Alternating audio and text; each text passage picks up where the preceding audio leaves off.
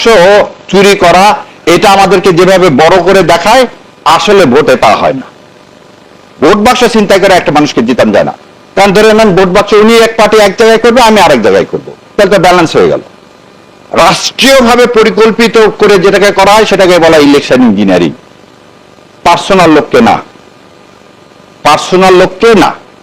আর একটা কাজ কি করে এই পলিটিক্যাল ইঞ্জিনিয়ারিং এ, যে সেটা হচ্ছে পুলিশ। পুলিশ কি কি কাজ করে? পুলিশ প্রথম কাজটাই করে যে তার কাছে লিস্ট থাকে প্রতিটা গ্রামের কে কোন পার্টি করে।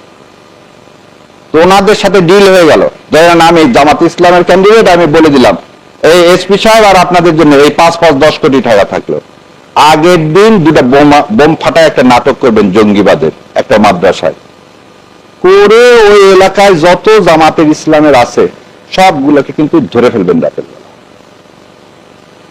না হলে আর একটা কাজ করলাম কি, ঠিক আছে একটা কাজ করেন, আপনারা যে কোনো একটা হিন্দু পাড়া আক্রমণ করেন, এইটা সমস্ত মাদ্রাসার দিকে কি করেন, ছেলেপেলেকে আটকা খান। এইটাই চলে এসছে 53 বছর। এইটা যাতে করতে না পারে সেদিকে আমাদের দৃষ্টি দিতে হবে। আর লাস্টলি যে কথাটা বলতেছি, মিডিয়া আপনারা হচ্ছে জাতির বিবেক। আপনারা যদি এই জিনিসগুলোকে প্রান্তিক মানুষের কাছে পৌঁছে না দেন, তাহলে মানুষের পক্ষে, ভোটের পক্ষে, জুলাইয়ের সনদের পক্ষে মতামত তৈরি করা কঠিন হয়ে যাবে।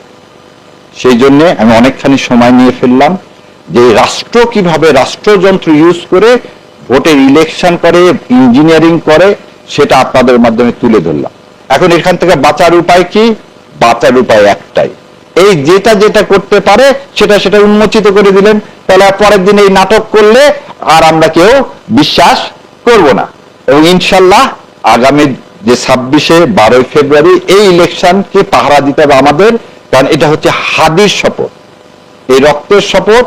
এই রক্তকে যদি আমাদেরকে কি করতে হয়, উদ্ভাসিত করতে হয়, তাহলে গণভোটে দিতে হবে এবং এই সব প্রেতাত্মাদের কি অপকর্মের জবাব দিতে হবে। আল্লাহ আমাদের সে করার তৌফিক এনায়েত করুন, আমিন।